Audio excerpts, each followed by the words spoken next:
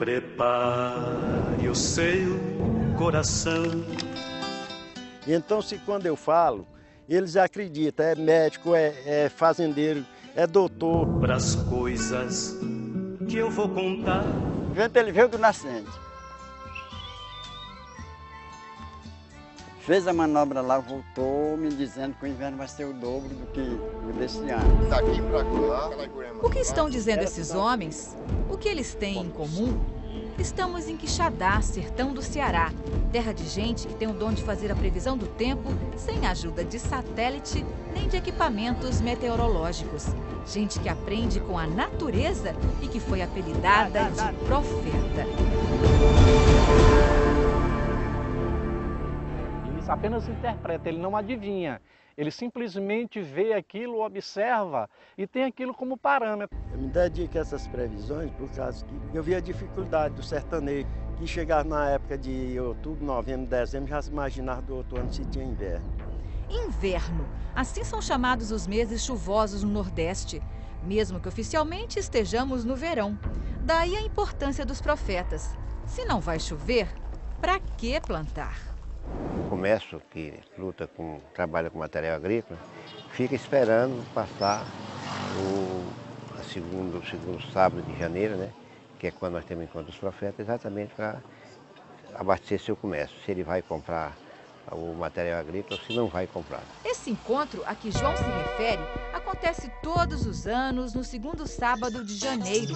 É quando os profetas apresentam oficialmente suas previsões. Tem gente de todos os municípios aqui perto, em outros estados, vem gente até de outros países, como o Canadá, vem gente. Aqui em Quixadá e nas cidades vizinhas são conhecidos pelo menos 25 profetas da chuva. Nós reunimos 8 desses profetas para falar um pouco sobre essa tradição e o jeito diferente que cada um tem de traduzir os sinais da natureza. E de manhã, logo cedo, botei o pé no caminho. Saí tremendo de medo e conversando sozinho. Foi numa reunião assim, bem informal, 13 anos atrás, que os profetas começaram a juntar seus conhecimentos. As previsões variam, eles divergem em muitos pontos, mas sempre tem o que aprender, um com o outro. Quando chove muito no sul, via de regra falta no Nordeste. Comecei a observar com a idade de 9 anos, 10 anos. Olhar para o tempo, né? Ver o nevoeiro mudando de posições. Seu Chico Leiteiro também sabe ler os insetos, a rolinha, o bem-te-vi. Tem outra aqui que diz assim...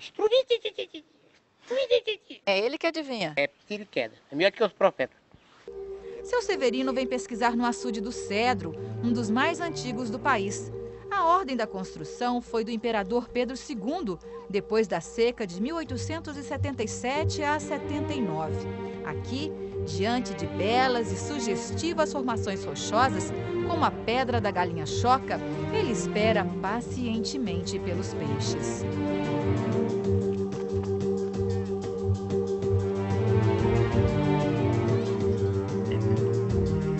Seu Severino conseguiu pescar uma tilápia, que é um peixe muito comum nos açudes aqui da região. E ele é um dos poucos profetas que fazem as previsões a partir do peixe. O que o senhor procura observar no peixe? Eu fico olhando exatamente a ova do peixe, que é um sinal de quando ele está ovado. Nessa época é porque o inverno é bem próximo e pode ser um bom inverno, né? Qual foi o resultado aí desse peixe? O resultado desse aqui foi que não é bom, não tinha ova para reproduzir. Antônio Anastácio gosta de prestar atenção nas borboletas. Você, qualquer pessoa vai observar o voo. Se ela voa ligeiro, se ela voa lentamente, se ela voar rapidinho, que nem um foguete, não vai haver inverno. Opinião que vale muito para quem tem muito pouco. João Batista cuida de um sítio simples na zona rural. Não pode correr o risco de perder as sementes que tem. Os que o profeta fala, nós ficamos esperando. Que Deus mande um goteiro para nós fazer o pão de cada dia, para nós se alimentar e alimentar os nossos filhos. Fazer a previsão da meteorologia de forma oficial é muito diferente das profecias que conhecemos em Quixadá. No sertão, se aprende com a natureza. Em Brasília, a mestra é a ciência. Na capital federal, sede do poder, fica o Instituto Nacional de Meteorologia. Com o uso de satélites e radares, é possível atualizar as previsões de hora em hora. Quanto mais tecnologia tiver, melhor para a meteorologia. Mais preciso, né? Você tem que coletar e tem que observar, que não adianta se coletar e ficar no local parado a informação. O espaço que nós vamos mostrar agora, pouca gente conhece. Só 10 pessoas têm autorização para entrar aqui.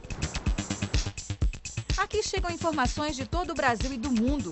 Os dados são processados, gerados em computador e entregues a meteorologistas que farão a análise da previsão do tempo. Pancada de chuva e trovoada isolada. Dá para acreditar nas previsões de tempo hoje no Brasil? Sim, se você pensar numa previsão de curto prazo, 2, 3 ou 4 dias, o índice de acerto é muito grande e dificilmente a gente erra um fenômeno de grande escala. Mas nem sempre foi assim. O professor Fernando Pimenta Alves é o meteorologista mais antigo do Brasil. Tem 98 anos. É do tempo em que não havia cursos especializados e o trabalho tinha uma dose de adivinhação. Uma adivinhação para máximo 24 horas. Não havia uma base científica praticamente para essa previsão. No arquivo do Instituto encontramos uma raridade. Um livro da Estação Meteorológica de Ondina, em Salvador, na Bahia, de 1903. O observador meteorológico fazia anotações 3 vezes ao dia. E exatamente ao meio-dia, do dia 12 de julho de 1903, ele escreveu: o tempo tem continuado mau. Chuviscos incessantes, seguidos de alguns aguaceiros. Tipo de anotação semelhante às que esse taxista leva no bolso em pleno século XXI. Esse aqui é o boletim meteorológico do seu Antônio. Para quem duvidar, ele escreve tudo e tem como confirmar depois, né? Depois. Ele diz o dia que vai ter chuva, muita chuva, temporal, ó. Dia por dia ele anota e faz a previsão. Seu Antônio leu o tempo nas nuvens, na forma e na altura delas. Do dia derradeiro de fevereiro para o começo de março, continua o inverno geral em todo o Ceará. Mas o que será que pensam os doutores do tempo sobre os meteorologistas do povo? Eu não posso simplesmente desprezá-lo, porque é uma forma de conhecimento, o acúmulo da experiência, que é basicamente o que eles fazem. Essa experiência acumulada passa de geração a geração. A minha mãe me contava, né, alguma coisa, né, que ela já estava aprendendo com o pai dela. Eu faço isso em homenagem ao meu pai, que tive que era agricultor. E eu não quero que isso fique só em mim. Só que está cada vez mais difícil conseguir discípulos. Você não vê jovens, não tinha nenhum jovem aqui. Eles não se interessam, temem, né, de serem ridicularizados.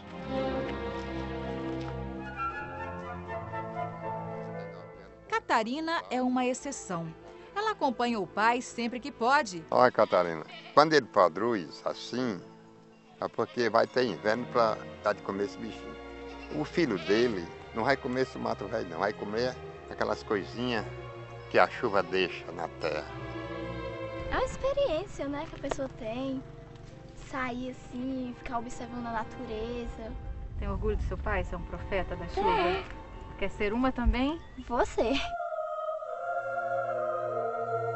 Catarina é filha de um dos mais respeitados profetas da chuva, seu Antônio Lima.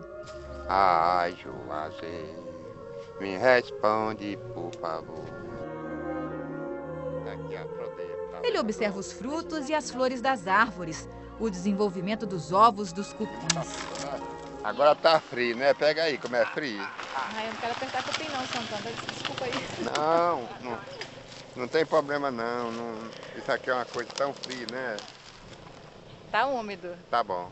E cheio de cupim. Tá frio, não tem a tá, noite. Quer dizer o que isso aqui? Tá dizendo que vai ter um inverno, mas não agora. Vai para março mesmo.